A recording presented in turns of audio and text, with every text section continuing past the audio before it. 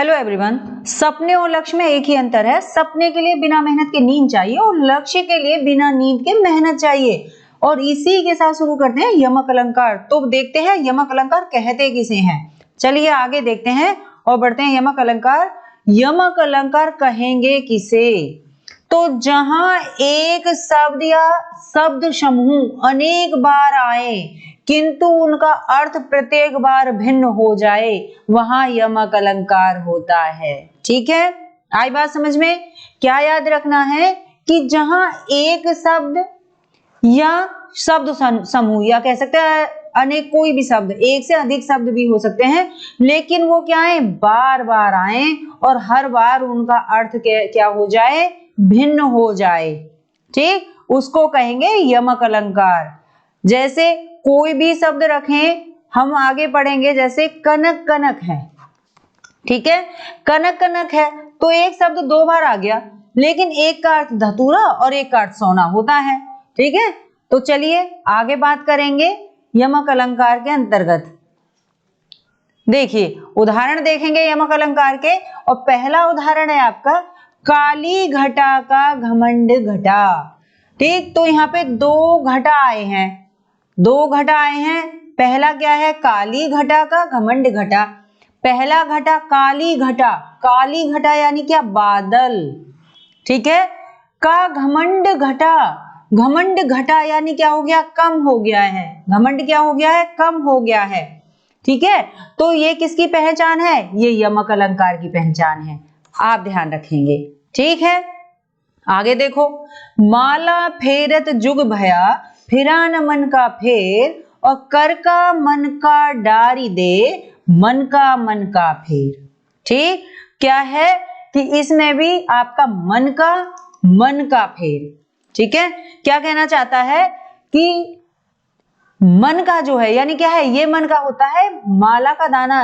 आपने देखा ना, बुजुर्ग लोग या कोई भी वो होते हैं जो महान पुरुष होते हैं, या कहे कोई पंडित लोग हैं, वो क्या करते हैं, माला को फेरते रहते हैं। तो वो क्या कहते हैं कि हम ना राम का नाम ले रहे हैं या भगवान का नाम ले रहे हैं, तो उस माला में जो वो दाने होते हैं, तो उसको क्या कहते हैं, मन का कहते हैं। ठीक है, उन बीजों को या उन दानों को क्या कहते हैं, मन का कहते हैं। तो वो कहता है कर का मन का डारी दे। ठीक है, दूसरा है मन का फेर। इस मन का क्या अर्थ है, हृदय का, मन का। ठीक है, मन का या कहें हृदय का, मन का फेर। मन का, इसका वही अर्थ है माला का दाना।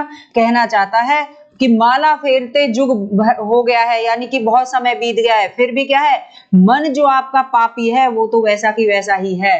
ठीक है, इसलिए क्या कहा उसने कि कर का मन का, यानी कि हाथ में जो आप माला लिए हुए हैं, जिसको फेर रहे हैं, उसको तो छोड़ दे, डारी दे। अपने मन को, अपना हृदय परिवर्तन करो, हृदय का मन का फेरें। ठीक है, हृदय को शुद्ध करें। चलिए बढ़ते हैं नेक्स्ट उदाहरण की तरफ देखेंगे। देखो थर्ड उदाहरण है आपका, जेते तुम तारे तेते नभ में न तारे हैं। तो जेते तुम तारे यानी जितने तुमने तारे हैं, क्या है कि प्रभु जी जितने तुमने तारे हैं यानी कि तुमने तार दिए हैं। कहते हैं ना, तार दिया, पार कर दिया, तार दिए, हम तो तर गए, हम तो यानी कि उद्धार करना, उद्धार हो गया है। तो जितनों के तुमने उद्धार कर दिए। तेते नभ में न तारे हैं, तेते नभ में, नभ यानी आकाश में, यानी तेते उतने, तो नभ में भी क्या है, न तारे हैं, यानी कि आकाश में उतने चमकने वाले तारे भी नहीं है जितने प्रभु जी आपने क्या है, जितने लोगों का उद्धार कर दिया है। ठीक है, तो यहाँ पे भी दोनों शब्द एक ही हैं, यानी तारे तारे हैं, लेकिन दोनों जगह उनका अर्थ अलग हो गया है। यही यमक अलंकार कहता है आपसे। ठीक है, शब्द समान हो, उनके अर्थ अलग चले जाएं। देखो इसमें फोर्थ को देखिए, कहे कभी बैनी बैनी ब्याल की चुराए लीनी। क्या कह रहा, कहे कभी बैनी, कवि बैनी जी कहते हैं। कौन है ये, कवि का नाम है, कवि बैनी जी कहते हैं कि कहे कभी बैनी, बैनी ब्याल की चुराए लीनी। बैनी यानी चोटी किसकी चुरा ली, ब्याल की चुराए लीनी। ठीक है, तो देखो बैनी है और दूसरी भी बैनी है, शब्द दोनों समान है, लेकिन दोनों अर्थ अलग अलग हो गए हैं। एक चोटी के लिए प्रयोग हुआ है और एक कवि का नाम है बैनी।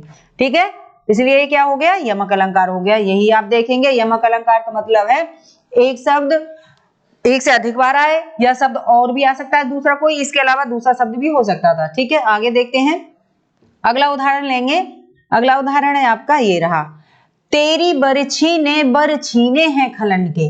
तेरी बरछी, बरछी क्या है, जो आप ना काम में प्रयोग लेते हैं उसको कहा जाता है बरछी। जैसे एक हथियार का नाम है और तो उसको क्या कहते हैं, बरछी कहते हैं। जैसे एक कुल्हाड़ी टाइप होता है।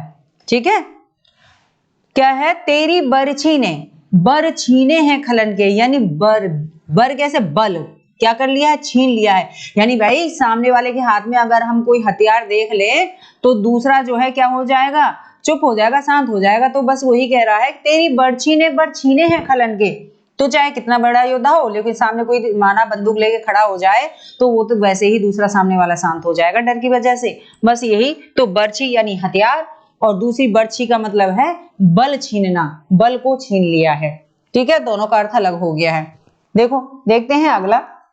अगला उदाहरण है, खग कुल कुल, खग कुल कुल कुल सा बोल रहा। ठीक है, खग कुल कुल कुल सा बोल रहा। अब खग कुल यानी खग माने हो गया आपका पक्षी, और खग कुल कह दिया, कुल माने होता है जैसे परिवार कह दें, कुल कि हमारा कुल है, हमारा वंश है ना। तो ये वही है। तो वो कह रहा है खग कुल कुल कुल सा बोल रहा। तो पक्षियों का जो समूह है, यानी खग कुल जो है, पक्षियों का जो ये समूह है, ये कैसा बोल रहा है, कुल कुल सा बोल रहा है। कैसा बोल रहा है, कुल कुल सा बोल रहा है, यानी कि पक्षियों के चहचहाने की आवाज को कह रहा है वो। कुल कुल यानी कि चहचहाना। ठीक है, अब ये कह रहा है, देखो एक कुल माने तो हो गया समूह, या कहें कि उसका परिवार है। ठीक है, और दूसरा जो कुल कुल दे रखा उसका मतलब है चहचहाना, चहचहाना, यानी कि जो पक्षी हैं, यानी कह सकते हैं जो चिड़िया हैं या पक्षी हैं जो भी हैं, उनका जो पूरा समूह है वो क्या कर रहा है, कुल कुल यानी कि चहचहा रहा है। ठीक है, तो बस इसी तरह आपको ध्यान रखना। और ये आपका यमक अलंकार तो देखो कितना सरल था। तो समझने का ट्रिक है, इसमें आप याद रखेंगे समान शब्द एक से अधिक बार आ जाएं। ठीक है, समान शब्द जो है वे एक से अधिक बार आ जाए और उसका जो है उसका अर्थ अलग हो। अर्थ हर बार अलग होना चाहिए, हर बार अलग हो।